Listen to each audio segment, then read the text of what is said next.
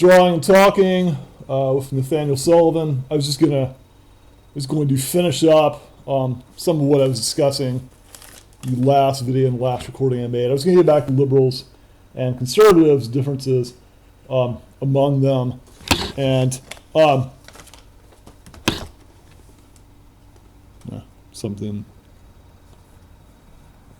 some weird humming thing taking place. All right, that's better. So sorry about that.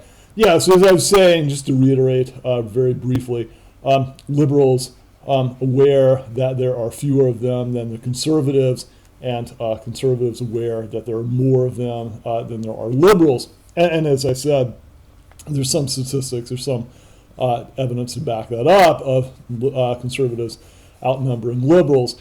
And what I was suggesting, one of the things I was getting at was, perhaps somewhat counterintuitively, I think this kind of works to the liberals' advantage in some ways. I mean, it's part of it's because of differences in what they want to accomplish. But so one of the things with liberals is, right, they go in willing to compromise.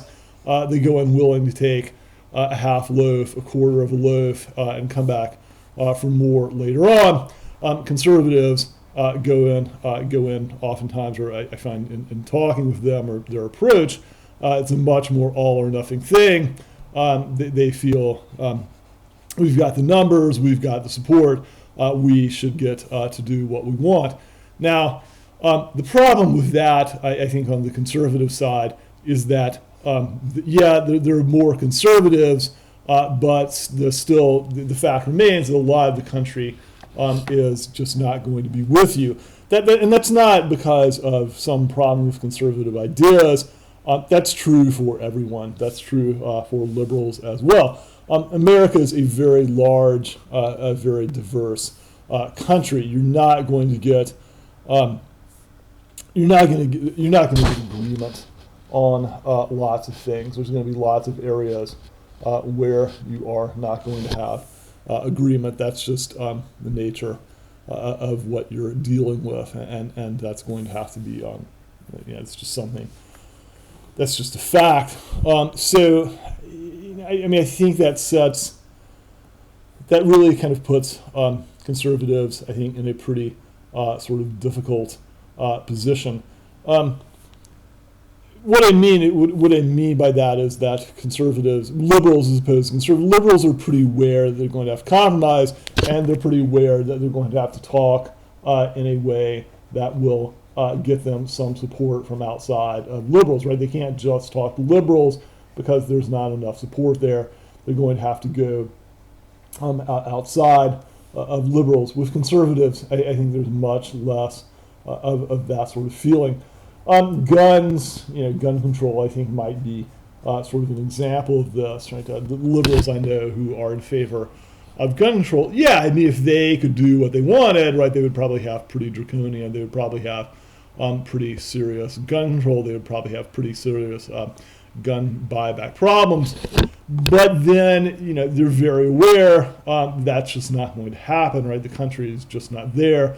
The country is just not going to support that. So on the liberal side, I get that there's going to be, we're going to have to listen to the other side, right? We're going to have to listen to what the other side has to say.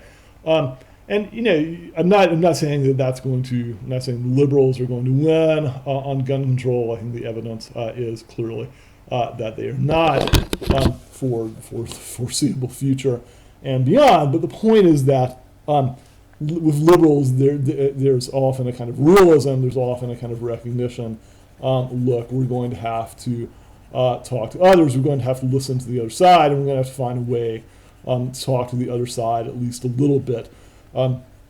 Conservatives, I often get the sense that that's just not there. That's just not in the cards. There's no kind of ability. It's not that there's not an ability or not a willingness, but there's not an inclination to reach out. Right? There's not an inclination to kind of listen to the other side or come up with language.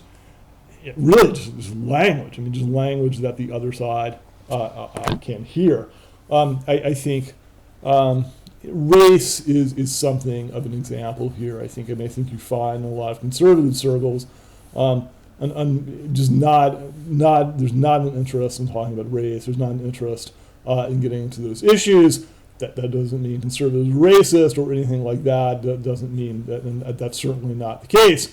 There's just conservatives are focusing on these other issues, and race really has no role to play. So it's sort of like look, let's not talk about race. Let's talk about entrepreneurship. Let's talk about cutting taxes. Let's talk about giving you a life where you're not dependent on the federal government, and a lot of and that's all good, right? I mean that kind of talk is fine, and that's kind of the core of the conservative platform. It makes a lot of sense to talk about that, but I think the problem that you can see pretty readily is that for a lot of Americans, race is going to be a major sort of factor, a major sort of component in their lives, and if you're coming up against conservatives who are just not, who have nothing to say about that, right? Who have nothing to contribute on that.